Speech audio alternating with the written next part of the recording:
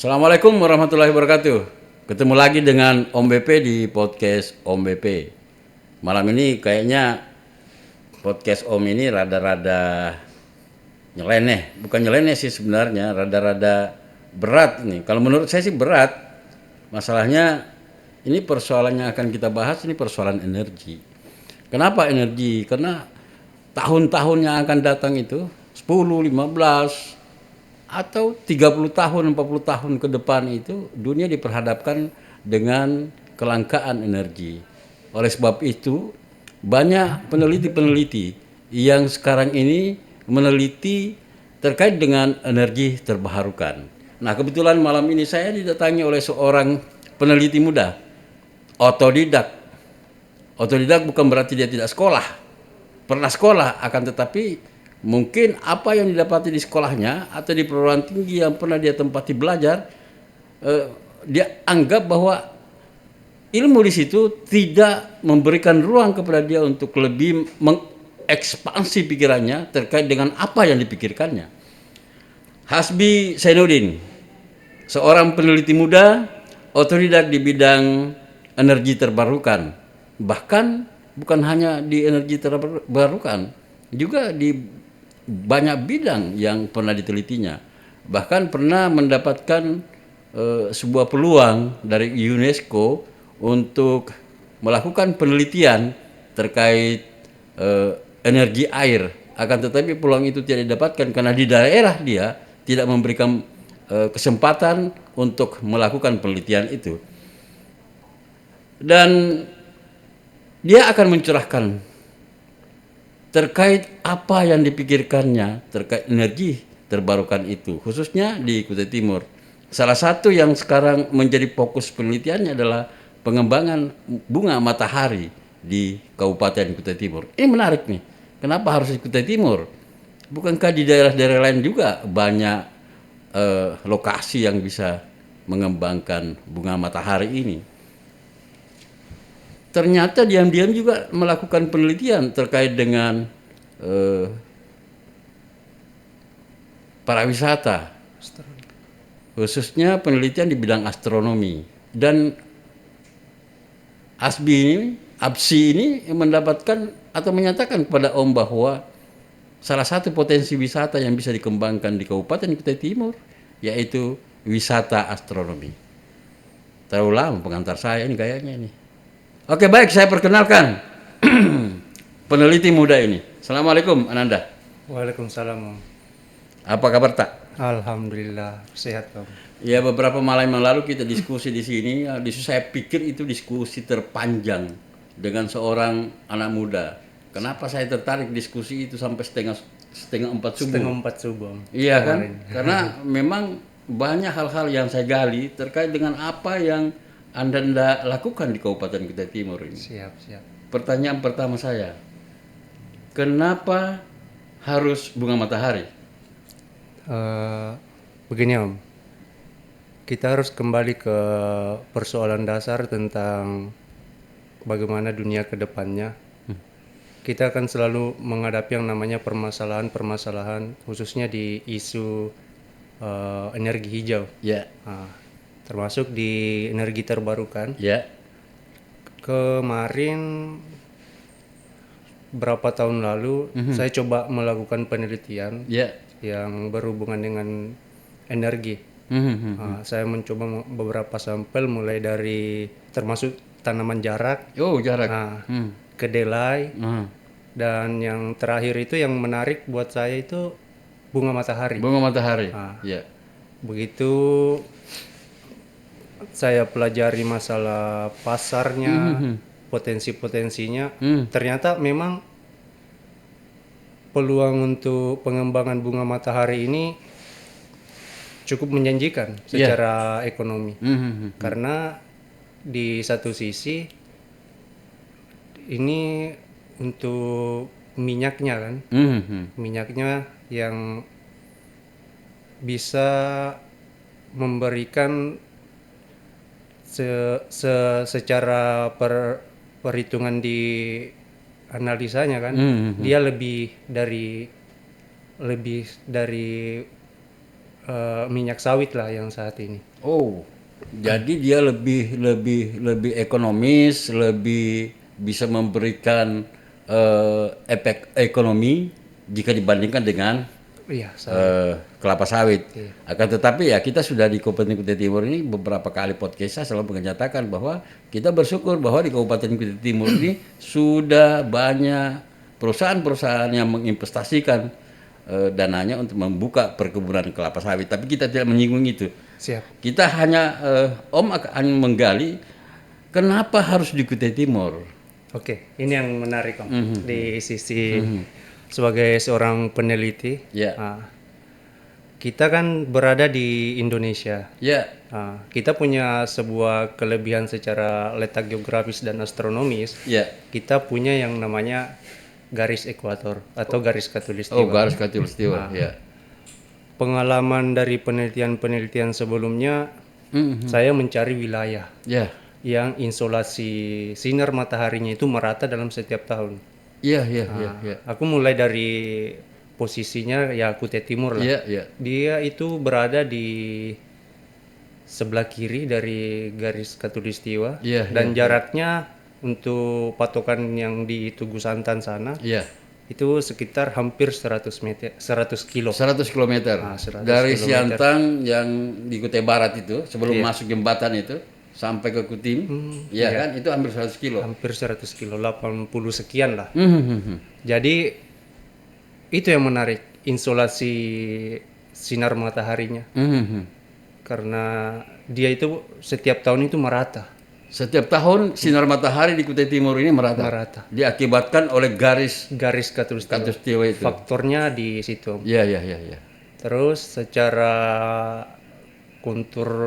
kontur tanah dan sebagainya, setelah saya lakukan penelitian, Iya. ternyata ini pas dengan apa yang dibutuhkan untuk membangun sebuah lahan pertanian yang khususnya di bunga Di matahari. bunga matahari. Iya. Iya, iya, iya. Secara lahan Mhm.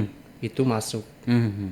Itu yang membuat saya untuk mencoba menuangkan itu kan dalam hasil penelitian itu. Oh, ternyata Kutai Timur ini Iya. dia punya bentang alam dan kondisi-kondisi astronomi dan geografinya ini memang menarik untuk dikembangkan di sini. Menarik dikembangkan di Kabupaten Kutai Timur. Siap. Bunga matahari menarik dikembangkan di Kabupaten Kutai Timur. Siap, siap. Ya, namanya aja bunga matahari tadi dijelaskan bahwa hampir sepanjang tahun Iya. sinar matahari itu kita dapatkan di Kita Kabupaten dapatkan di Kutai Timur. di Kutai Timur. Itulah sehingga Habsi Siap. fokus meneliti keadaan cuaca, kemudian sinar matahari, tata surya dan sebagainya terkait daerah ini. Saya melakukan itu dari awal di sini kan tahun 2002. Oh, 2022. tahun 2022. Awal tahun Mhm. saya coba mulai dari cuaca, kondisi dan sebagainya. Sebagai seorang peneliti kan sebuah daerah yang menurut kita yang berpotensi, hal yang pertama yang dilakukan kan itu Om. Iya, iya, iya, iya. Mulai dari kondisi astronominya, kan, letak geografinya, perkembangan-perkembangan di sini, Iya. mulai dari sumber daya alamnya itu menarik loh Om. Iya, iya, iya, iya. Karena kalau aku pribadi Om, Ya. mulai dari batu baranya sampai dengan yang energi matahari yang tadi Iya. itu memiliki keterkaitan. Memiliki keterkaitan dengan apa yang diteliti terkait dengan bunga matahari itu. Siap. Arahnya ya ujung-ujungnya pasti ke renewable energi, energi Iya, terbarukan. iya, energi terbarukan. Ya kan. Kan begini, bunga matahari itu kan bukan hanya untuk diproduksi sebagai minyak. Siap. Di Jawa Barat itu bahkan di sana petaninya itu menanam bunga matahari itu sebagai salah satu produk makanan yang biasa kalau kita santai apa itu istilahnya itu Kuaci, makanan kuaci, Nah, betul. iya. Dan itu harganya luar biasa loh. Kalau dalam biji dari petani itu sekarang harga estimasinya itu dari 15.000 sampai 25.000 Di Pulau Jawa ya. untuk wilayah Indonesia. Oh, untuk wilayah Indonesia. Itu untuk khusus kuaci. Itu untuk biji aja Om. Oh, untuk biji. Iya. Oh. Iya, iya, iya, iya. untuk bijinya aja. Ini luar biasa ya. Nah, dalam 1 hektar itu petani bisa menanam berapa pohon tuh? Dalam perhitungan Habsi terkait dengan budidaya tanaman ini. Dari hasil penelitian yang saya lakukan untuk wilayah 1 hektar itu, dia itu sekitar 333 pohon. 333 pohon. Iya. Berarti tidak jaraknya juga cukup jauh ya? Kalau jarak tanamnya dia antara pohon Mm-mm. Pohon yang satu dengan pohon pohon yang yang lain. lain itu sekitar 60 cm. Oh, 60 cm ya. 60 cm dibagi 10.000 meter. 10.000 meter. Itu untuk jarak antara tanaman itu dia di 30 cm. Oh, di 30 cm ya. Dia jarak apanya itu istilahnya itu? Skat ya, melebar ya. Itu jaraknya 65 cm. 60 cm. 60 cm, kemudian jarak sejajarnya Sejajarnya itu di 30 cm. 30 cm ya. Sehingga 1 hektar hitungannya sekitar 300 pohon. 300 pohon lebih. Luar biasa. Kalau 300 satu pohon berapa sih hasil penelitiannya itu? Satu pohon bunga matahari itu bisa menghasilkan berapa kilogram? Pada bibit-bibit tertentu itu sekitar 1 kilogram Oh, 1 kilogram Iya. per satu per pohon. satu pohon. Per satu pohon ya. Cuman itu yang jenis hybrid. Oh, yang hybrid ya. Ada yang hybrid. Kemudian yang menjadi persoalan atau kendala petani kita itu kan persoalan bibit. Siap. Aha. Jenis hybrid ini bibitnya didapat dari mana?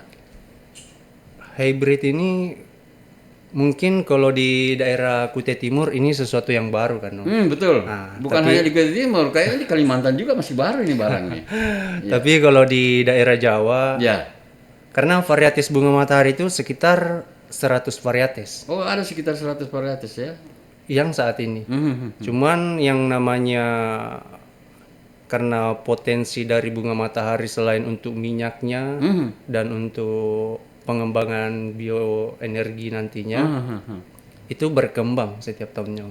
Berkembang ya. Iya. Iya. Karena saya juga pernah pelajari itu bahwa bunga matahari itu ada 3 sebenarnya. Selain energi terbarukan itu bisa dijadikan sebagai oil minyak seperti apa yang dilihat atau kita saksikan di Ukraina, kemudian di Rusia, ya kan itu kan penghasil utamanya mereka itu kan minyak dari biji bunga matahari itu. Iya, kita mau ngarah ke arah sana sedikit Om. Awalnya terjadinya kelangkaan untuk kebutuhan global kemarin.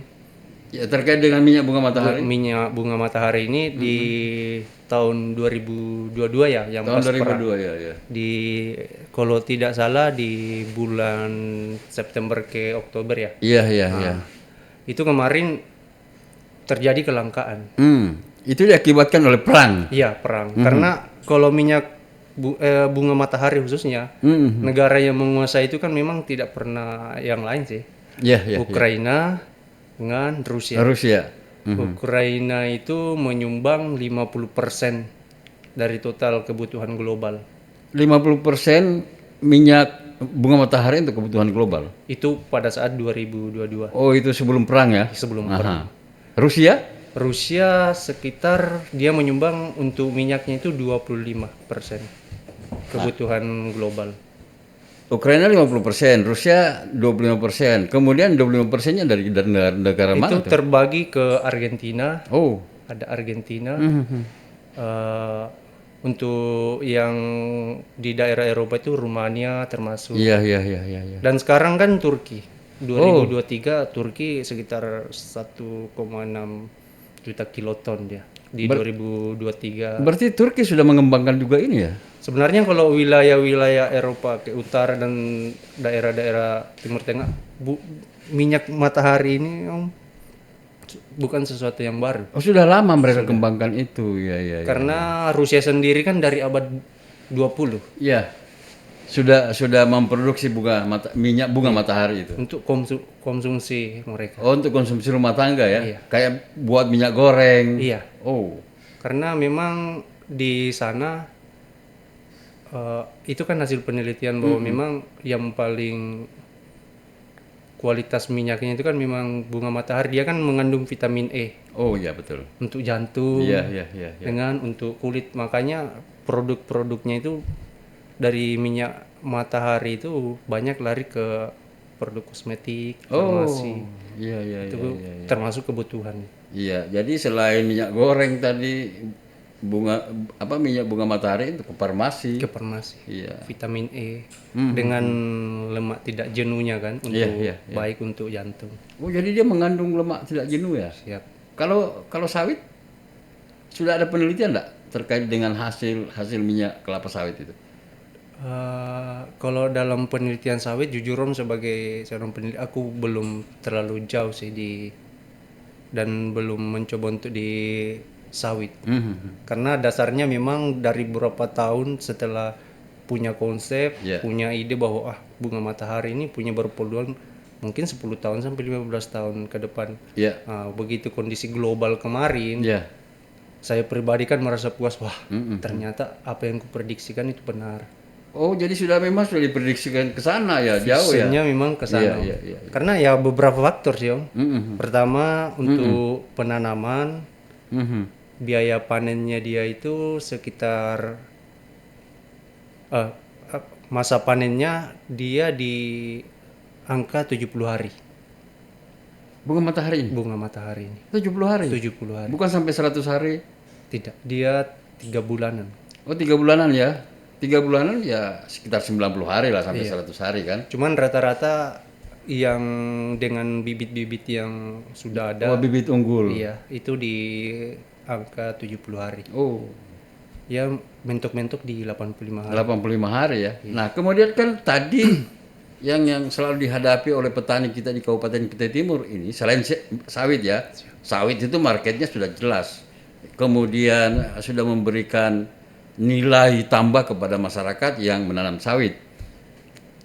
Nah, yang menjadi persoalan kita kalau ada tanaman-tanaman atau produk tanaman seperti ini kan selain bibit juga persoalan marketing. Kan pertanyaan masyarakat, ya ngapain saya tanam bunga matahari, nanti saya mau jual di mana tuh. Oke. Apakah penelitian Anda ini sudah ada yang mencoba-coba untuk ikut cawe-cawe katakanlah seperti itu, sehingga hasil penelitian Anda ini ketika masyarakat menanam ada jaminan bahwa Anda bisa membeli bunga matahari itu? Oke, ini yang menarik ya Om. Karena dari penelitian setelah beberapa tahun kemarin, bunga matahari dan sebagainya begitu, kita kan sambil nyari investornya. Oh, ya. Dari aku nyarinya dari tahun lalu lah, dengan segala macam penawaran dan penawaran, akhirnya bulan kemarin Ya. ada yang tertarik dengan konsep itu. Karena ternyata mereka juga nyari. Oh, iya. Cuman yang untuk mengajukan bahwa ini menjadi sebuah program yang besar Iya. untuk khususnya di isu sekarang kan, ekonomi kerakyatan yang menjadi sesuatu yang diperjuangkan oleh pemerintah saat ini. Iya. Mereka tertarik dengan konsep itu. Akhirnya kami coba bangun komunikasi, mulai dari mereka meminta data untuk persiapan lahan dan sebagainya, prospek pasar dan perhitungan-perhitungan yang berhubungan dengan arah ekonominya ke depan untuk perjalanan bisnisnya. Akhirnya mereka sepakat.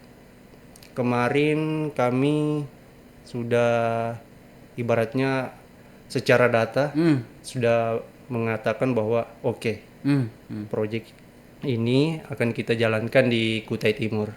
Oh, jadi data yang Ananda buat itu sudah disampaikan kepada investor. Dan investornya mengatakan, "Wah, ini bagus nih, kita bisa kerjakan di sana nih." Iya. Kemarin itu agak panjang sih perdebatan kami karena ternyata mereka juga sudah cari lahan-lahan untuk prospek ini.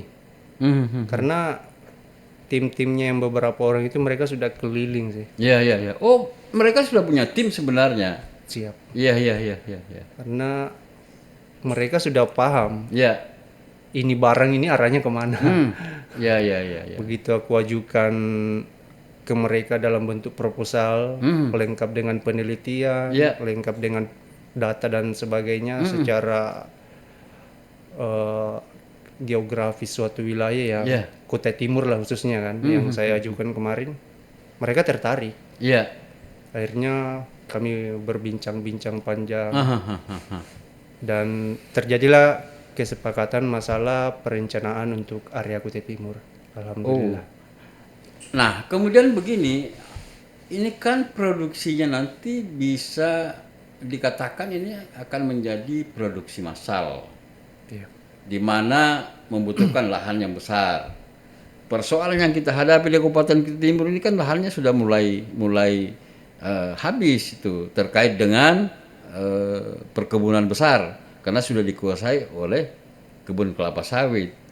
Nah, apa yang Hapsi pikirkan terkait dengan kita ini tidak bisa dapat lahan yang besar nih. Kira-kira solusinya gimana tuh? Ini yang menarik ya Om, karena kemarin saya juga sampai di persoalan itulah dengan pihak-pihak, dengan pihak-pihak investor kemarin. Kami berpikir untuk membangun sesuatu dalam sebuah kompleks perkebunan yang besar sesuai dengan kebutuhan mereka. Aku pikir itu agak ribet.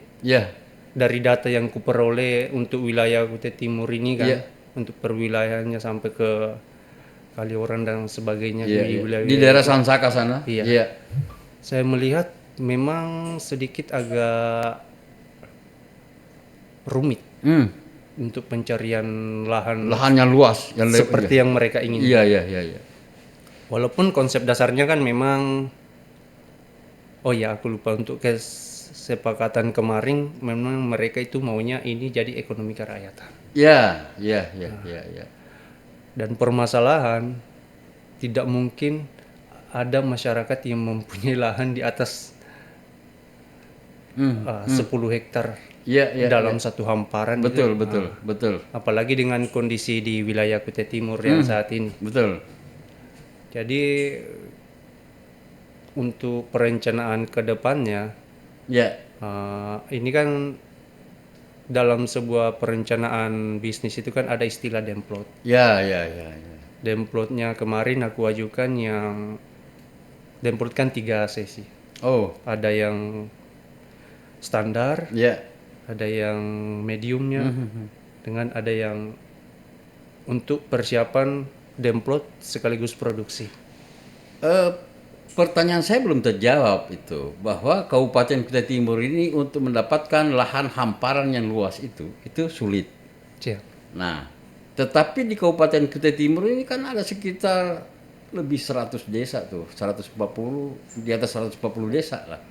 Iya kan, dan tidak semua desa yang ada di Kabupaten Kutai Timur ini punya masyarakat ya yang memiliki lahan di atas 1 hektar. Iya kan? Nah, kalau saya hitung, katakanlah misalnya 100 desa yang memiliki lahan dari masyarakat itu sekitar 100 hektar. Tetapi kan namanya desa itu kan berpisah-pisah. Iya kan? Nah, kalau 100 desa kali 100 hektar, itu sudah memenuhi 10.000 hektar misalnya. Iya kan? Nah, ini cara pengelolaan yang hasil penelitian anak-anak itu gimana tuh? Untuk arah penelitiannya kemarin dengan pengajuan di investor itu, dia larinya ke mungkin pabrik. Ke pabrik ya? Iya, itu kan nanti hilirnya. Yang Om sampaikan ini hulunya dulu. Iya kan? Hulunya kita siapkan, misalnya desa Singagembara siap 100 hektar. Iya kan? Desa Sangatta Utara siap 100 hektar. Itu kan sudah 20 hektar tuh. Maksud saya itu strategi untuk menjaga agar supaya produk dari bunga matahari ini bisa baik hasilnya dan sebagainya, itu gimana caranya tuh? Untuk pengelolaan Ya, ya. ya mungkin untuk tahap pengoperasiannya kan Om, ya kita memang harus butuh orang kan. Oh, ya, ya, ya, ya. Dan mungkin begitu mereka untuk ngecek lokasi, Ya. untuk persiapan dan sebagainya, pastilah untuk di area Sangatta mereka kan pasti butuh tim-tim untuk Iya, iya, pengelolaan itu. Oh, jadi juga membutuhkan tim besar ya, Siap. dalam rangka bagaimana mereka bisa selain memberdayakan masyarakat tadi, ya kan, Siap. juga menjaga produksi dari bunga matahari ini betul-betul bisa menjadi produk unggulan dari hasil produksi yang ditanam itu. Itu kan pertanyaannya, hulunya, oke, hulunya. Nah, kembali ke pertanyaan selanjutnya. Menjadi persoalan kita di Kutai Timur ini adalah ketika masyarakat menanam, lalu kemudian siapa yang membeli? Sudah terjawab, ada investor yang mau beli. Nah, pola kerjasama antara masyarakat dengan pengelola bunga matahari atau investor bunga matahari itu gimana nantinya tuh? Ini aku jawab ya Om. Mhm. Untuk pengelolaan ke depannya, Ya. mereka siap dalam permodalan. Oh. Mereka siap dalam permodalan untuk biaya-biaya dari penanaman, biaya-biaya pembibitan dan sebagainya, Ya. sampai perkebunan itu dapat menghasilkan. Itu mereka memang menyiapkan untuk itu. Jadi dana awal itu disiapkan oleh investornya. Siap. Kemudian maksudnya dana awal itu adalah pengadaan bibit, kemudian pengolahan lahan, ya kan, dan beberapa tetik bengek terkait dengan budidaya tanaman, katakanlah pupuk dan sebagainya, itu disiapkan oleh perusahaan. Untuk perencanaan kami memang itu disiapkan. Untuk kedepannya kan, karena mereka itu visinya ya itu ekonomi kerakyatan, Oh, ingin membantu rakyat, ingin membantu masyarakat ingin dalam membantu masyarakat, ya. karena mereka selalu bercermin dari jenis dan cara bertani kita Om. Dari dulu hingga saat ini kita itu melakukan sebuah bidang usaha dengan menguras saja. Ya, ya, ya. Nah, dalam artian kalau petani tidak produktif Ya. dan sebagainya, mereka kan terhenti di situ. Lahannya sudah tidak bisa digunakan lagi. Secara fisik mereka tidak produktif lagi. Ya, ya, ya. Dan perencanaan ke depan itu cuman aku tidak bisa bocorkan di sini. Ya, ya, ya, itu ya, semua ada. Oh, semua perencanaan itu ujung-ujungnya agar supaya bagaimana masyarakat yang menanam itu mendapatkan hasil yang maksimal. Iya, untuk perencanaannya memang itu. Karena bagaimana caranya masyarakat yang prasejahtera itu naik level Om. Oh, Kita butuh pemerataan ekonomi. ini luar biasa niatnya investor ini. Hanya kadang itu investor yang mau masuk itu ya begitu, memberikan harapan yang besar kepada rakyat. Iya kan? Nah, tiba-tiba harapan itu terhapus ketika rakyat sudah mulai menanam. Saya pernah merasakan itu. Siap. Dari sebagai seorang peneliti kanum, aku juga sampai ke level itu. Iya, iya, iya, iya. Bagaimana masyarakat dengan janji-janji. Iya. Tapi pada dasarnya Om, saya pelajari kemarin, mereka itu rata-rata perencanaan sebuah bisnis yang kupelajari yang dari berapa tahun, termasuk di daerah Kutai Timur itu, mereka cuma punya konsep. Oh. Tapi secara mendalam bagaimana jenis produk dan sebagainya, itu yang kadang dilupakan banyak orang sih Om. Iya, iya, iya, iya, iya. Tugas kita sebagai seorang perencana, termasuk kayak saya yang peneliti dan pembuat konsep itu, tugas kita itu ya bagaimana seorang investor bisa melihat jauh ke depan Mhm. dengan prospek 5 tahun, 10 tahun. Itu yang kadang tidak dipikirkan banyak orang sih Om. Iya, iya, iya, iya, iya. Karena perencanaan itu dalam sebuah apalagi bisnis ya Om, Iya. yang arahnya ke masyarakat, yang penting itu sih Om. Mhm. Bagaimana vision kita ke depan, Iya, iya, iya. 10 tahun, 15 tahun. Mhm. Dan investor kan memang mereka ingin hasil. Iya, iya. Investor ingin hasil, tapi kan juga harus berbalik dong. Jangan hanya investornya aja yang kaya, rakyatnya juga yang menanam itu harus kaya. Makanya dari konsep perencanaan itu alasan pertama mereka tertarik itu Om, ada sistem di dalam perkebunan ini Oh, mereka menggunakan sistem itu ya, sistem modern, modern. agar supaya walaupun orangnya misalnya di antariksa sana, dia bisa kontrol nih. Itu bisa dikontrol Om, Oh, dengan perkembangan teknologi. Karena ya memang arahnya proyeknya itu perkebunan modern. perkebunan modern, perkebunan modern yang memberikan manfaat ekonomi kepada rakyat yang menanam tanaman itu. Siap, siap. Nah, kenapa saya selalu kritis terkait dengan budidaya tanaman? Saya pernah hampir 2 tahun tuh di Makassar tuh, tertarik dengan namanya tanaman porang. Iya kan, luar biasa harga awalnya 8.000. Ketika masyarakat semua menanam itu, iya kan, alasan mereka pabrik penuh, akhirnya turun sampai harga 3.000, bahkan sampai 2.000. Itu belum dimakan oleh tengkulak. Itu loh.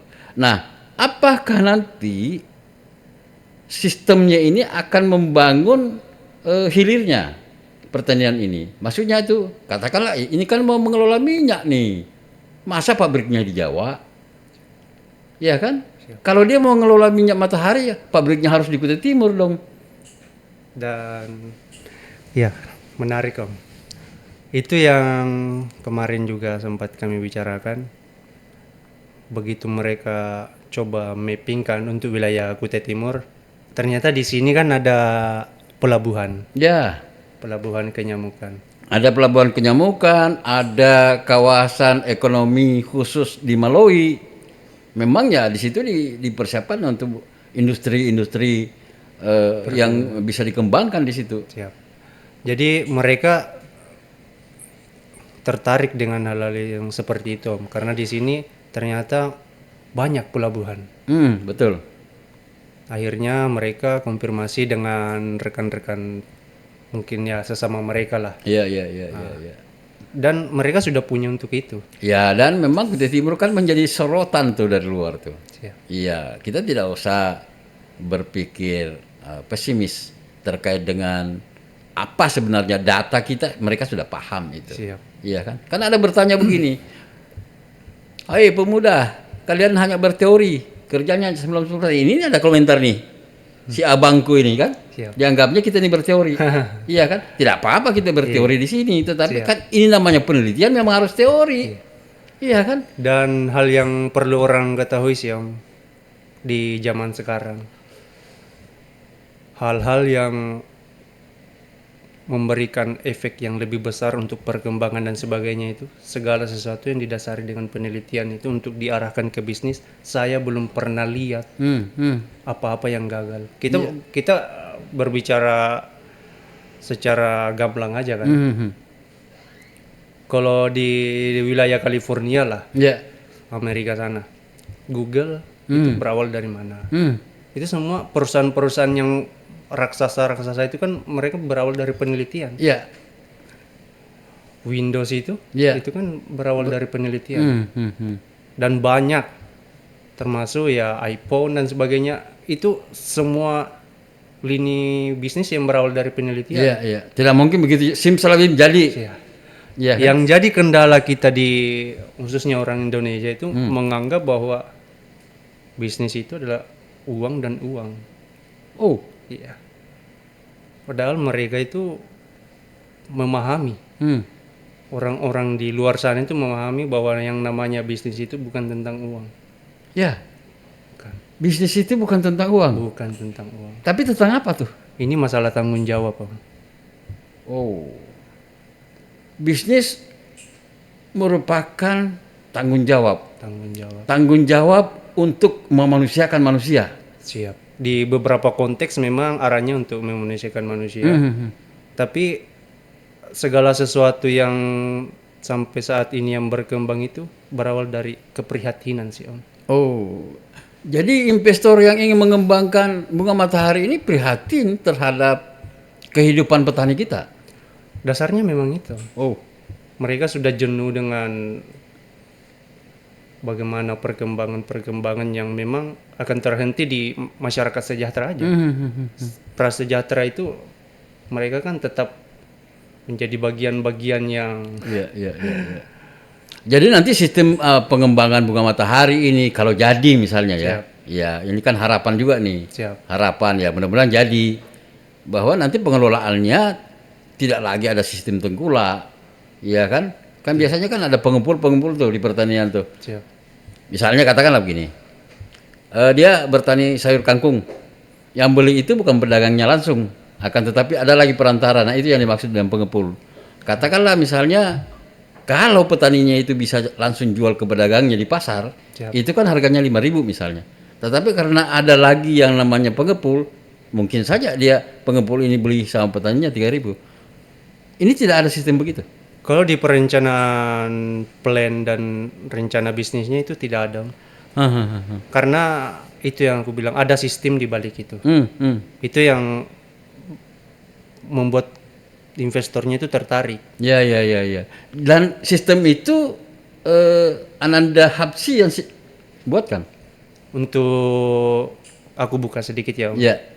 Untuk perencanaannya itu kan 6 proyek di situ. Oh, ada 6 proyek. Iya, iya, iya. Makanya keinginan untuk satu hamparan. Ya, 6 proyek itu katakanlah bunga matahari. Iya kan di hasil penelitian itu bunga matahari untuk dikembangkan di Kutim. Kemudian proyek ikutannya apa lagi tuh? Yang berhubungan dengan energi terbarukan. Bunga matahari ini kan nanti diproduk untuk menjadi sebuah energi. Iya. Tapi untuk kebutuhan global itu cuma memenuhi berapa persen, Om. Iya, iya, iya, iya, iya, iya, iya. Dunia sekarang kan butuh lebih dari itu. Petani menanam bunga matahari. Kemudian perusahaan mengelolanya menjadi sebuah energi yang dikatakan energi terbarukan. Itu proyek lain lagi tuh. Itu lain lagi. Lain lagi. Ini kan baru 2 tuh. Iya. Tadi berapa disebut? 6. 6. Dan itu di Kutim. Itu di Kutim. Ketiga apa tuh? Itu masalah mungkin Om tahu yang Web3. Web3, wah itu saya tidak paham tuh. Yang namanya teknologi itu kan, Om ini gaptek di teknologi sebenarnya. Hanya bisa ngomong. Termasuk genom. Dia sepaket dengan genomnya itu. Bagaimana caranya merubah sebuah varietas yang awalnya cuma 70 hari, itu direkayasa dengan genetiknya itu bisa sampai 40 hari panen dengan jumlah panen yang melebihi dari pada umumnya.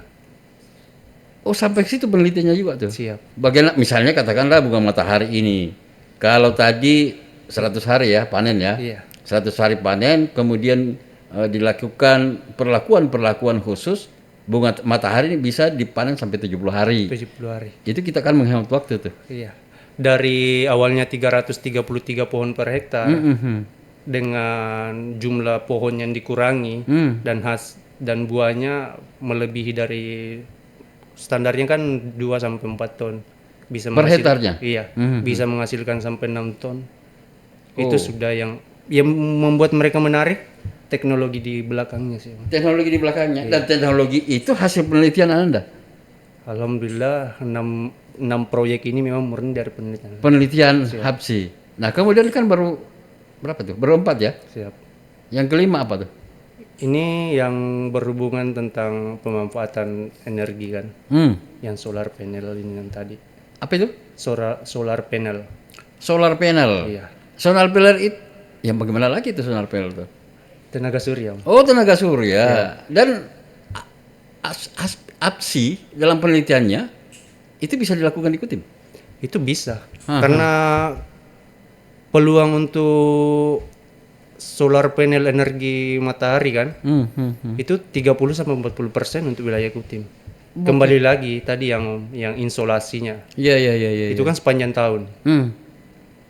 Sinar matahari sepanjang tahun di Kutai Timur ini Merata. sehingga berpeluang untuk menciptakan apa tadi itu yang Energi energi solar panel. solar panel itu. Cuman solar panelnya ini Om tidak seperti yang ada sekarang. Oh. Iya. Itu yang menarik buat mereka. Coba bayangkan Om di masa depan Om cuman simpan 100 watt pada malam hari, ini akan jadi 200 watt, 300 watt. Oh, dia bisa berkembang sendiri ya? Dia berkembang sendiri. Elektrodisasinya ada. Itu yang menarik untuk mereka. Hasil penelitian solar panel ini apakah sudah pernah ada hasilnya yang Ananda Untuk secara ciptakan gitu? perencanaan teknis, karena memang itulah gunanya kita kembali ke proyek ini untuk saling menutupi Om. Oh. Jadi memang arahnya proyek ini besar. Estimasinya aja dari perencanaan kami itu 15 tahunan 15 tahun ya? Di Kutim? di Kutim. Luar biasa ya. Dengan estimasi ya lumayan lah Om. Iya. saya lihat angkanya tuh. Sampai saya, ini benar enggak nih? Iya kan? Dengan pertumbuhan dan kapitalisasi pasarnya mungkin Om pasti lihat kan. Tidak perlulah Om sampaikan di sini bahwa investasinya sekian banyak kan? Berapa digit itu istilahnya tuh? Kalau untuk pertama itu di 10 digit 10 digit ya? dengan penghasilan per bulan itu di 12 digit. Itu kalau sudah masuk di core bisnisnya. Iya di core Iya, bisnis itu. iya, itu kalau sudah masuk di situ. Nah, kemudian apa yang dihasilkan oleh Kutai Timur terkait dengan itu? Banyak Om. Ya kedepannya kalau memang ini bisa dikerjakan bersama dengan pihak-pihak di Kutai Timur, ini kan jadi epicentrum kan di Kutai Timur sebagai salah satu kota energi. Oh, saya paham nih, saya tangkapnya maksudnya nih. Ananda ini ingin menjadikan Kutai Timur ini sebagai epicentrum penyiapan atau ketersediaan energi terbarukan. Siap. Visinya sih di sana. Visinya di situ. Iya. Anda terlalu berani melakukan penelitian-penelitian yang saya tahu persis. Ananda tidak punya rumah di sini, iya kan? Dari rumah satu, rumah lain, ada yang nampung, Ananda tinggal. Ini luar biasa nih, iya kan? Itu yang harus saya bayar. Oh, iya kan? Siap. Hidup itu kan pilihan. Hidup itu pilihan. Iya. Iya, kalau tidak ada pilihan, ya mati aja. Mati aja. Semua kan berkembang dan bersama kok. Itu baru 5 tadi. Kemudian proyek yang ke-6 itu apa tuh? Ini yang mungkin kalau di Kutai Timur memang sesuatu yang baru lah. Cuman untuk kami ini kan dari 2009 sudah Sudah paham. Iya. Itu yang mining crypto namanya. Mining crypto. Apalagi tuh? Penambangan Bitcoin. Om. Penambangan Bitcoin. Iya. Kok bisa di Kutai Timur? Karena ya benang merahnya kan dari bunga matahari tadi ke solar panel. Oh. Itu kan membutuhkan energi. Iya. Dan penggunaan energi untuk yang saat ini itu menguras Om. Sekarang saya tangkap nih persoalan nih. Siap. Bunga matahari ini ketika kita berhasil menanamnya di Kabupaten Kutai Timur, akhirnya menciptakan beberapa proyek lainnya. Siap. Visi kedepannya kan kita harus jadikan Kutai Timur ini smart majority Om. Smart majority. Kita harus kedua dari IKN. Iya. Ini visi Anda hebat nih. Iya kan? Perencanaannya ya sampai di situ. Iya.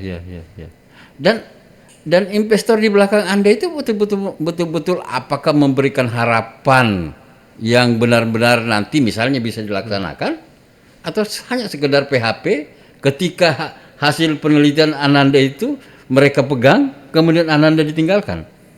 Kalau dalam hal itu Om, dalam sistem bisnis kan ada beberapa untuk hubungan dengan penelitian bagaimana masalah hak paten dan sebagainya Oh, itu ada. Oh, oh. Dan itu terlindungi kok. Jadi Ananda itu hanya masuk di core penelitiannya. Kemudian untuk menjalankan bisnisnya itu sudah di luar tanggung jawab Ananda. Ya, ini yang menarik Om. Hmm. Setiap kami bertemu dengan investor, saya akan selalu mengatakan itu. Saya tidak akan melaju ke arah bisnis karena saya bukan orang bisnis Om. Tetapi saya pemilik proyek ini selalu mengatakan bahwa jalankan. Ini dijalankan. Masalah bisnis dan arahnya itu tergantung dengan sang investornya sendiri. Oh. Dan ya untuk beberapa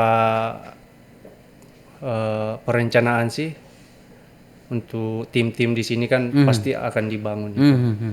Jadi saya sebenarnya sebagai seorang leader untuk proyek ini murni sebagai leader, tetapi dalam istilah perencanaan dan arah bisnisnya saya memang sudah katakan bahwa saya tidak mampu karena beberapa faktor. Karena kami memang bukan orang bisnis. Iya. Ya ilmuwan. Iya. Iya, peneliti.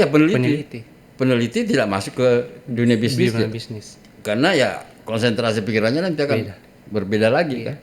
Ya dasarnya kan cuma satu Om. Antisipasi efek sebagai seorang peneliti itu beda dan memang tidak ada. Berbeda dengan orang yang di dunia bisnis. Dunia bisnis ya. Memang beda. Iya.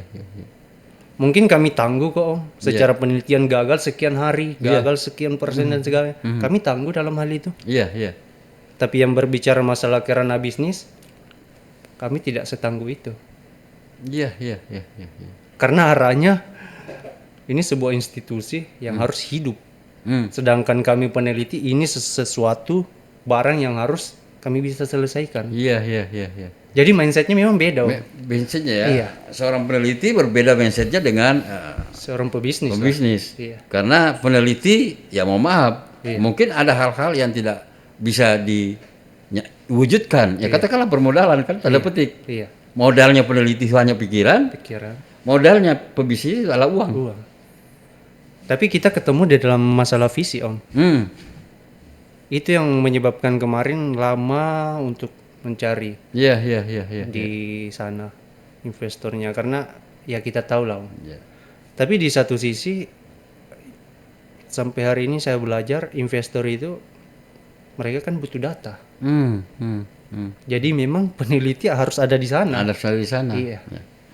Oke, sebelum kita lanjut, saya ingin bertanya kepada Ananda. Apa hasil penelitian Ananda yang sudah pernah diwujudkan tuh, terkait energi ini? Yang kemarin di tahun 2012 ada hydropower. Itu energi terbarukan, cuman di sini saya tidak akan menjelaskan secara dalam. Iya. Itu yang kemarin dapat perbantuan dari UNESCO. Oh, itu yang dibantu itu. Hydropower itu yang dibantu oleh UNESCO itu. Hasil penelitiannya sudah ada tuh. Sudah ada. Kemudian produk dari penelitian itu juga sudah ada. Secara prototype, ini barang sudah jadi. Sudah jadi. Persentase sudah. Tetapi karena yang namanya kita di daerah dan beberapa faktor yang lain, tiba-tiba terjadi pemutusan kontrak sepihak. Kok bisa begitu ya? Itulah yang sampai sekarang aku juga masih tidak bisa memahami arah keputusan itu. Iya. Tapi UNESCO menyatakan ini paten ini barang. Mereka mengajukan sampai ke level itu Om. Oh. Itu tidak main-main Om. Iya. Karena sekitar di atas 10 M kemarin. 10 M ya? Di 2010 ke 2013 kan gencar-gencarnya. Bagaimana dunia panik dengan segala keterbatasan dan pemikiran-pemikiran peneliti pada waktu itu harus ada. Panik terkait dengan penyediaan listrik. Iya. Makanya Ananda meneliti dari apa tadi hydropower. Iya. Hydropower itu apa ya? Itu dari apa tuh bahannya tuh? Kalau secara eh, dari namanya aja kan memang hidro itu kan air. Air ya. Iya. Kita berpikir sederhananya begini Om, bagaimana merancang sebuah bendungan kan Ya, ya. untuk menghasilkan tekanan air, Iya. Menggerakkan. Menghasilkan energi ya. ya menghasilkan turbin. Hmm. Dan mesin itu sekompleks itu Om. Iya, iya. Cuman yang namanya mungkin daerah belum sanggup untuk ke Iya, arah situ. iya, iya. Nah, biasanya daerah yang tidak sanggup seperti itu ada daerah yang tidak bisa memberdayakan sumber daya masyarakat yang ada di daerah itu. Siap. Atau bisa juga disebabkan oleh benturan kepentingan. Kalau sampai sekarang jujur aku belum bisa terima sih dalam keputusan sepihak itu. Dan memang arahnya itu Om. Iya, iya, iya, iya, iya. Dan kami juga kan sebagai seorang pendiri lebih cuek sih dengan hal-hal yang seperti itu. Cuman memang kalau dikaji lebih dalam memang arahnya itu berbenturan sehingga Ya, ada benturan kepentingan di dalamnya. Akhirnya hasil penelitian seorang Habsyi ini tidak bisa diwujudkan. Padahal lembaga internasional ya kan sudah membantu itu itu. sudah menyiapkan Om. Luar biasa. Mulai dari perhitungan dan sebagainya sama yang kulakukan hari ini. Nah, pertanyaannya siapa di belakang ini? Ini yang berat Om. Karena masyarakat juga harus tahu tuh siapa investornya, orang dari mana misalnya. Kan kita harus tahu, Siap. iya kan? Aku bocorkan sedikit. Jangan sampai orang dari negara yang sementara perang itu uang apa itu, uang tak bertuan dikirimnya ke Indonesia dijadikan sebagai modal ya untuk dibagi-bagikan ke masyarakat. Ini kan perlu juga tuh. Apakah haram uangnya ini atau halal tuh? Siap. Aku akan cerita sedikit ya Om masalah arah investornya itu.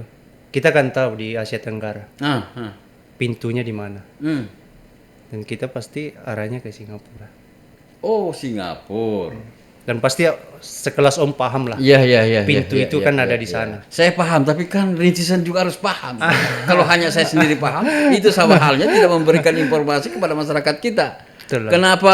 Kenapa harus bikin apa misalnya perkebunan bunga matahari? Kan runtutannya sudah ada tadi itu. Oh, ternyata bunga matahari itu selain tadi bisa dibuat sebagai apa tuh? Minyak. Tapi runtutannya di belakang itu banyak. Iya. Ternyata dan bahannya itu ada di bunga matahari. Siap. Itu. Sampai terakhir yang keenam tadi itu proyek apa tuh?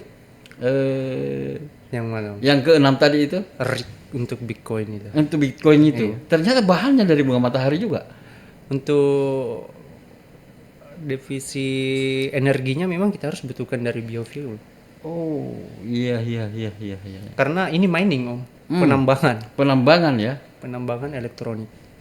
Penambangan elektronik dari cahaya matahari. Kemudian bahan bakunya sebagian dari bunga matahari itu sendiri. Iya. Itu kan yang jelasnya Om, satu proyek ini kompleks lah. Iya, iya, iya, iya, iya. Satu proyek tapi membawahi sekian banyak proyek yang ujung-ujungnya adalah membangun energi terbarukan. Yang paling menarik di situ kan genomnya Om. Ini Om. Yang Apa sih genom itu? Om ini agak anu sih, agak ya namanya orang tua kan? iya. Iya. Genomik. Oh, genomik. Oh. Yang kedepannya kalau ini berkembang Om, kita tidak perlu untuk melakukan kelinci percobaan sih. Dalam tanaman, Iya, iya, pembuatan obat. Bahkan arah-arah ke operasi-operasi itu kan larinya ke genom. Genomik ya. Iya. Iya, iya, iya. Bagaimana sel kanker ditembak dengan hitungan frekuensi dan dasar-dasar teorinya kan ada. Itu yang menarik sih. Iya, iya, iya. Jadi saya sudah paham nih. Ya, mudah-mudahan ini kan apa? Podcast ini kan memberikan harapan nih kepada petani kita nih. Siap. Tidak perlu kita berpikir oh nanti menghabisi atau mengambil bagian dari kelapa sawit. Ini tidak akan mengganggu kelapa sawit.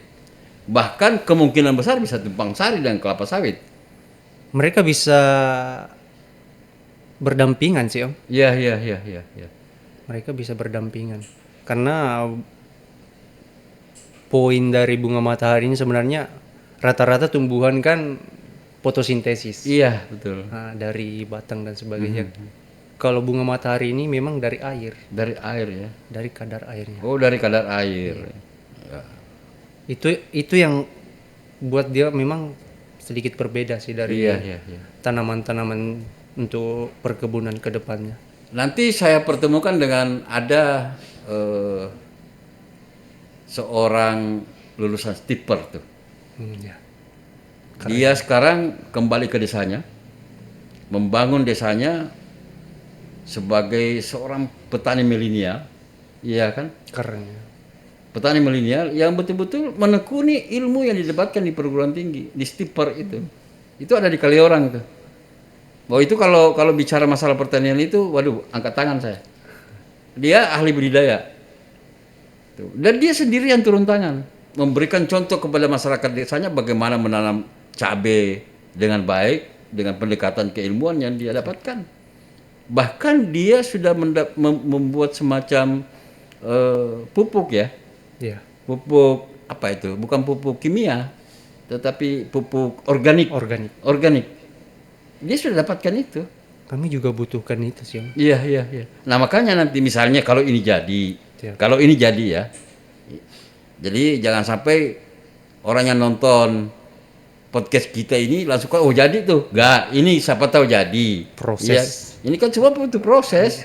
Jadi kita juga jangan selalu a priori, Iya. iya kan, terhadap sesuatu itu kita langsung a priori itu kan kisah tuh. Ya memang teori itu ya kisah. Iya. Teori itu adalah cerita lah. Cerita. Iya kan? Kalau kita tidak menceritakan teori itu, ya kita sama halnya berjalan di lorong yang hampa. Siap. Kita tidak bisa melihat perhitungan-perhitungan di lorong itu. Siap. Tetapi kalau ada informasi seperti ini langsung kita pesimis. Ya pesimis aja terus-terus. Iya kan? Sama dengan saya itu, hampir 2 tahun tuh orang bilang ngapain itu Om ke sana itu. Padahal saya ingin menimba ilmunya. Karena memang saya hobi di situ. Siap. Hobi saya memberdayakan masyarakat. Itulah Nah, itu yang keren, Om. Kalau berbicara masalah hal yang disinggung tadi, masalah pesimis dan sebagainya, Om. Kalau kami orang-orang yang kayak begini, Iya. itu kan dalam sebuah kehidupan kan ada level, Om. Iya, iya, iya. Dalam komunikasi kan ada istilah kesetaraan argumentasi. Betul, betul, betul. Mungkin orang-orang pesimis itu akan dijawab dengan orang-orang yang pesimis. Iya. Tapi kita tidak akan berhenti di pesimis itu. Iya, iya, iya.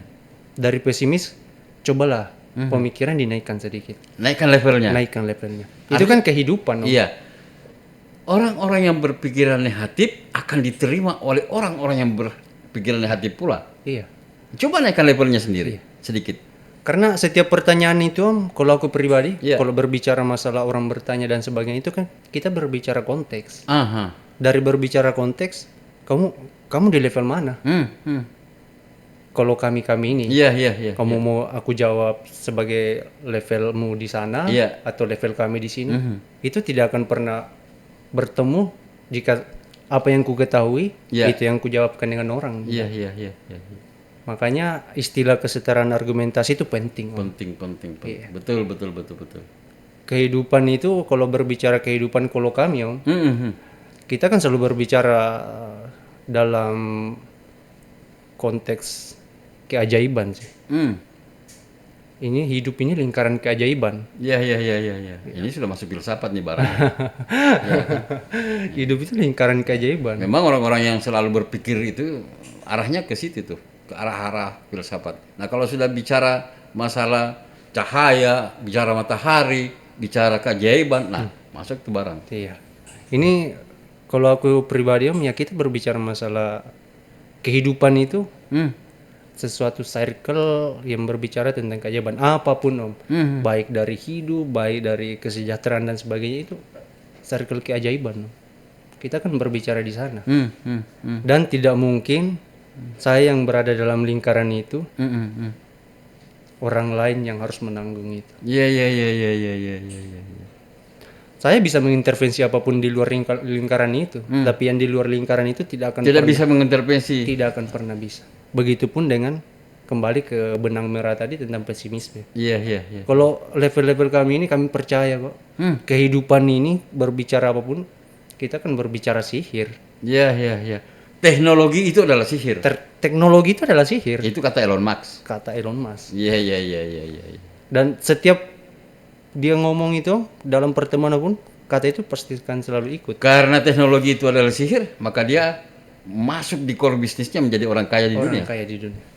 Bayangkan Elon Musk itu di usia 12 tahun 10 tahun dia kan yang punya PayPal loh. Iya, Di usia itu dia sudah jadi triliuner iya, iya. dengan satu aplikasi. Iya, iya, iya. Space, game Space yang pertama itu kan dia yang punya.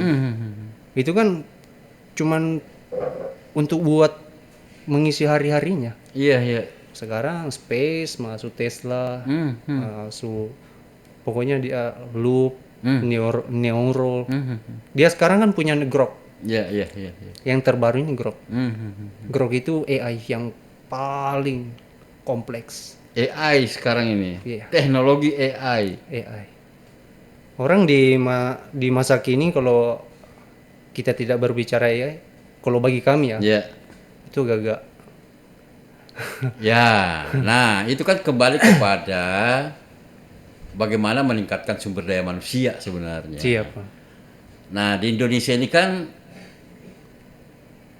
mungkin salah kalau saya katakan bahwa memang ada perkebunan manusia agar manusia ini dibawa sejahtera terus. Kenapa? Agar supaya orang-orang miskin ini nanti dijadikan sebagai alat politik. Itu yang terjadi sekarang. Biarkan aja dia miskin tidak apa-apa kok. Nanti kalau pemilu kita bayar dia pakai amplop. Itu menarik sih Om. Karena kalau kita berbicara ke arah sana, kita kembali ke masalah pendidikan. Kelas kita aja beda Om. Ya. Masyarakat dengan kebutuhannya yang berhenti di negeri, Iya, iya. bahkan ya paket dan sebagainya, sesuatu yang karena memang kalau kita berbicara ke arah sana, kita berapa abad ini memang didesain untuk Menjadi seperti itu. seperti itu. Yang mendesain siapa? Inilah pertanyaan yang harus kita Iya, jawab iya, bersama. iya, iya. Pasti larinya ke sana. Yang terjadi di Palestina misalnya kan. Mungkin arah-arahnya memang harus ke, kalau kami kan ada istilah teori konspirasi. Nah, itu dia maksud saya tuh. Kita tidak usah bahas itu. Kita Nanti tidak bahas. pemirsa kita di season kita di ini bingung ini. Ini Om bicara apa sih? Tadi buah matahari kok masuk ke teori konspirasi dan sebagainya. Itu bisa nanti kita bicarakan setelah podcast ini. Nah, kemudian tadi buah matahari ini bisa menciptakan A, B, C, D, E sampai F malah. Iya, Dan itu bisa dilakukan di Kutai Timur. Bisa Om. Ini mahal ini penelitian ini. Kalau ini jadi itu loh. Dan sebenarnya harusnya Ananda tidak podcast di sini. Ananda itu seharusnya disembunyikan tuh. Karena kalau ini jadi, ini luar biasa gitu. Kalau apalagi mobil pilkada nih, oh bisa jadi rebutan tuh, iya kan? Makanya kemarin saya bilang tidak usah dulu ngomong, jangan sampai ada kandidat, oh ini bagus nih, kita panggil dia, kita diskusi nih, itu jadi bahan kampanye. Jangan mau seperti itu. Siapa? Tapi kita endapkan ini hanya sebagai informasi bahwa di Kutai Timur itu prospek budidaya bunga matahari itu bagus dan bisa memberikan kesejahteraan kepada masyarakat Kutai Timur kalau ini bisa dijalankan. Apa produk yang bisa dihasilkan dari bunga matahari ini? Antara lain tadi beberapa energi, pengembangan energi selanjutnya yang ada 6 poin itu. 6 poin. Kemudian Ananda kan juga selalu meneliti terkait dengan matahari, cahaya, kemudian apa tuh? Terkait dengan astronomi. Nah, kemarin waktu kita diskusi sampai jam 3:30 subuh itu ada yang menarik itu di saya itu. Bahwa Ananda menemukan sebuah fenomena yang jarang ada di Indonesia. Iya, siap. Saya baca-baca literatur, ternyata apa yang Ananda temukan itu hanya ada di daerah NTT itu. Tapi itu masih dalam proyek Om. Dalam proyek. Kalau itu di Indonesia ada sekitar 5. Ada 5 ya? Ya, tapi yang ya terbengkalai lah. Nah, salah satu yang Ananda katakan kemarin 2 hari malam yang lalu ya kita ngobrol itu, bahwa di Kutai Timur ini bisa mengembangkan wisata astronomi. Siap. Dan itu ada di Rainbow Hills. Titiknya. Titiknya ada di Rainbow Hills, Bukit Pelangi, pusat perkantoran pemerintahan Kabupaten Kutai Timur. Siap. Apa yang Ananda maksud dengan wisata astronomi itu? Mungkin bisa dijelaskan kepada kawan-kawan kita yang sementara menonton podcast ini. Siap. Begini Om. Saya kan mulai cerita awal masalah itu. Kemarin di tahun 2022, Ya. kami ini kan sebagai seorang peneliti memang suka dengan sesuatu yang di atas sana, Om, di langit dan sebagainya. Dan dari beberapa kali penelitian dan daerah yang kudatangi, memang tidak ada yang seperti di Kutai Timur ini. Iya, iya. Secara landscape-nya dapat. Landscape-nya dapat. Iya, iya. Setelah saya coba mengamati, ini mata tanpa alat ya Om. Tanpa alat teleskop apakah itu? Iya, teleskop, iya. Teleskop ya. Itu bisa disaksikan kok Om. Cuman Dengan mata telanjang istilahnya. iya, dengan planetary konjungsinya ada planet bintang-bintang yang kembar itu ada bisa disaksikan di awal-awal tahun. Oh, di awal tahun, Januari gitu. Iya, sampai bulan sekarang Oh, sampai sekarang masih bisa disaksikan. karena sebelum musim penghujan sih Om. Iya, iya, iya. Susah juga sih Sangatte ini mau dikatakan musim penghujan. Kan beda kita. Iya, itu Dengan Sulawesi kan? beda. Katakanlah di Makassar, kalau musim hujan itu 1 minggu hujan ya hujan terus. Hujan terus. Kalau di sini enggak juga sih. Selang-seling. Bahkan 1 hari hujan, besok beberapa hari kemudian tiba-tiba panas. Iya. Nah, itulah yang Anda katakan tadi bahwa cahaya matahari di Sepanjang tahun sepanjang tahun. itu merata. Hmm. Itu konsep dasarnya sih Om. Iya. Nah, terus aku lanjut, cobalah aku mengamati Hmm. tuh, bintang-bintang dan sebagainya kan. Setelah saya coba, kok ada kota yang seperti ini kan? Iya. Karena ini fenomena langka loh Om. Iya. Bayangkan dalam semalam kita bisa menyaksikan sampai di atas 5 kali loh.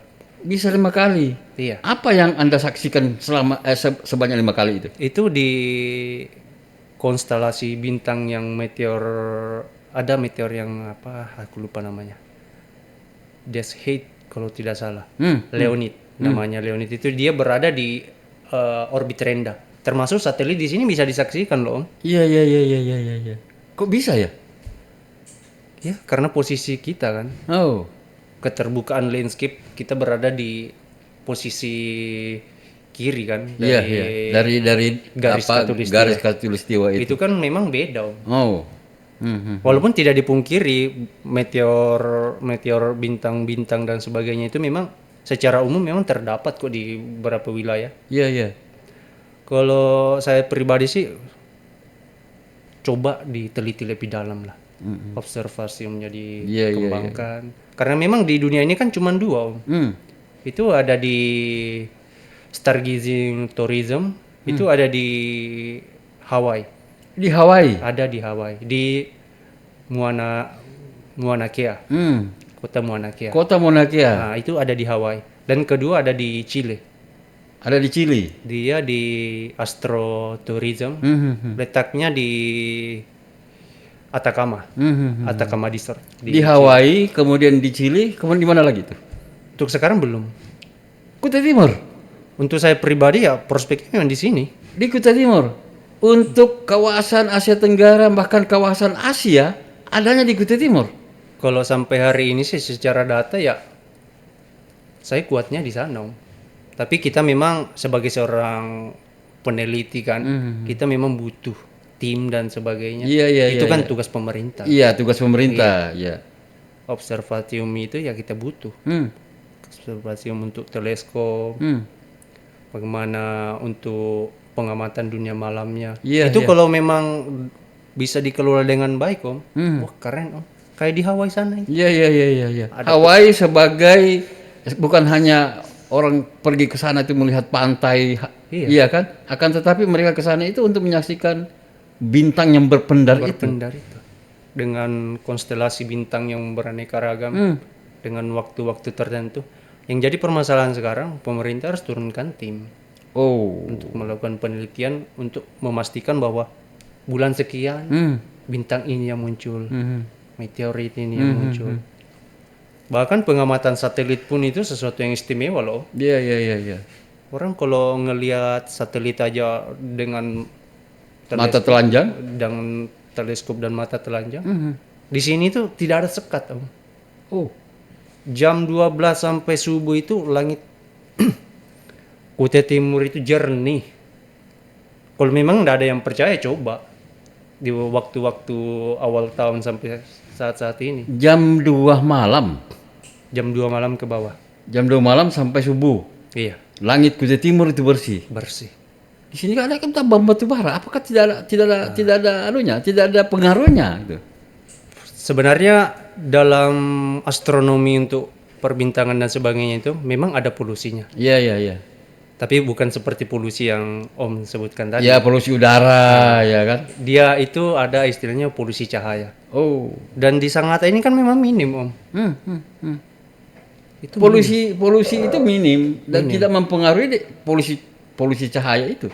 iya, polusi cahaya itu di Sangatta itu tidak mempengaruhi dengan keadaan alamnya sekarang. Ini mahal ini. Lagi-lagi saya katakan ini mahal ini.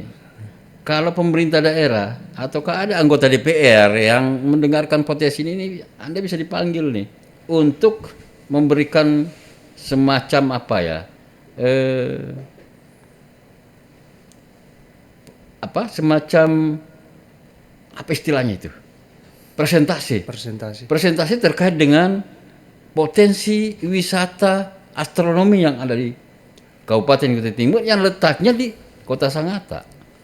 Kalau masalah itu, Om, yang namanya peneliti kami tidak akan berbicara dengan opini dan sebagainya. Kami punya data.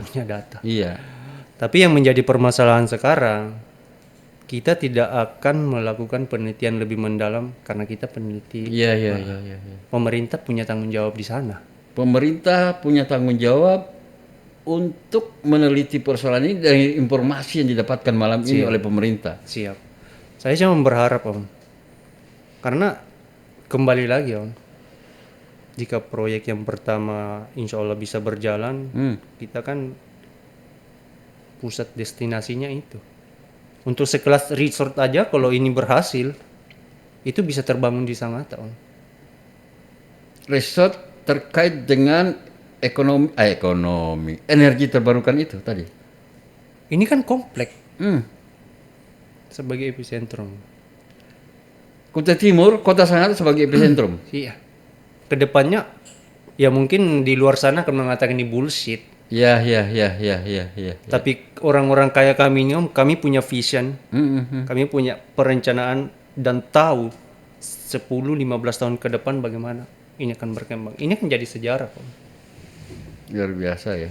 Karena kita kan berbicara data. Iya, bukan hoax. Bukan. Dan kalau orang-orang kaya kami itu kompleks, Om. Iya. Data geopolitik, geoekonomi dan sebagainya apa yang akan terjadi di 5 tahun ke depan, kami bisa prediksi. Dan sudah ketahuan. Dan terbukti, Iya. penelitian awal dari bunga matahari ini kan cuma berapa tahun, Om. Meledak di Eropa sana dengan Rusia dengan Ukraina. Minyak bunga matahari naik sampai 40%. Iya. Sebelum terjadi perang itu, peneliti seperti Anda dengan teman-teman Anda itu sudah memprediksi itu akan terjadi perang. Makanya Anda melakukan penelitian bunga matahari itu. Om sudah buka tuh. Ini kan pertanyaan saya terkait dengan Betul. pernyataan Ananda tadi. Susah, Om. Kalau orang-orang kaya kami, mungkin orang di sekitar Sangatta dan sebagainya mungkin percaya bahwa dunia ini semuanya terjadi dengan sendirinya. Tapi kalau di arah-arah pemikiran kami itu, segalanya itu dirancang, Om. Ya, itulah konspirasi. Iya. Tetapi di atas konspirasi Tuhan yang lebih maha dasar. Itu yang tidak bisa terbantahkan. Nah, itu dia. Kita punya keterbatasan untuk di arah sana. Sehebat-hebatnya kalian, wahai bangsa-bangsa lain melakukan konspirasi terhadap kehidupan di dunia ini, Anda tidak akan bisa mengalahkan konspirasi yang intervensi Tuhan. Intervensi Tuhan. Itu Bukan enggak. konspirasi tapi intervensi Tuhan. Intervensi Tuhan itu Dan saya pikir apa yang dilakukan manusia, apa yang kita lakukan itu kan semua adalah kontrol siap dari Tuhan. dari Tuhan.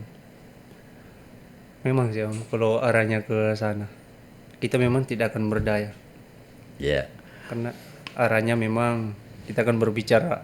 Kalau kami ini selalu bersembunyi di kata energi. Ya. Energi dan cahaya. Nah, itu sesuatu yang tidak bisa dipisahkan sih Iya, di iya, kehidupan ini. Adanya energi karena adanya cahaya. Adanya cahaya. Siapa cahaya itu? Oke, baik. Ini menarik ini. Saya katakan menarik karena memang selama saya podcast belum pernah mengundang orang aneh seperti Ananda ini. Terima kasih. Kenapa saya katakan aneh? Ya saya tidak tahu juga ya. Dari bulan 10 kemarin itu Ananda sering chat ke saya, ngobrol dengan di WA, tetapi kan saya orangnya begitu. Saya perhatikan dulu, ini orang siapa sih sebenarnya? Ini siapa sebenarnya? Itu kan pertanyaan-pertanyaan yang timbul dalam benak saya. Siap. Makanya kan respon saya itu selalu tidak terlalu merespon kan? Aku paham di Itu. kondisi itu. Karena saya harus meneliti juga. Jangan-jangan ini intelijen. Iya kan? Kan kita harus paham juga tuh. Karena kan banyak juga tuh intelijen sering lewat-lewat depan rumah Om tuh. Dikiranya Om ini apalah, padahal sebenarnya hanya ngobrol biasa saja. Nah, oleh sebab itu kenapa baru beberapa minggu kemarin itu saya tertarik. Kenapa saya tertarik? Karena Ananda ngomong terkait dengan budidaya tanaman, yaitu matahari.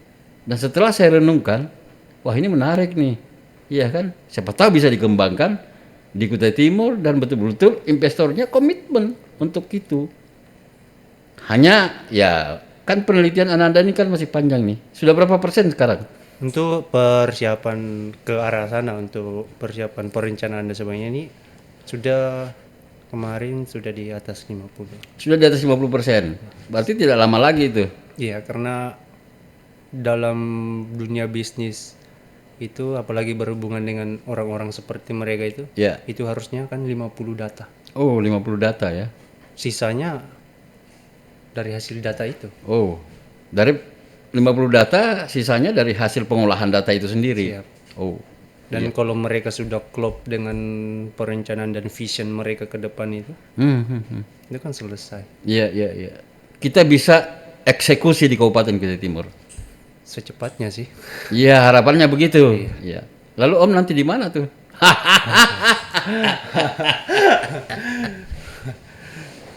Itu posisi yang sekarang saya pikirkan memang agak berat. Ya, saya kan bilang kalau yang namanya pemberdayaan masyarakat, insya Allah saya siap bantu. Di luar daripada itu, mungkin saya tidak bisa.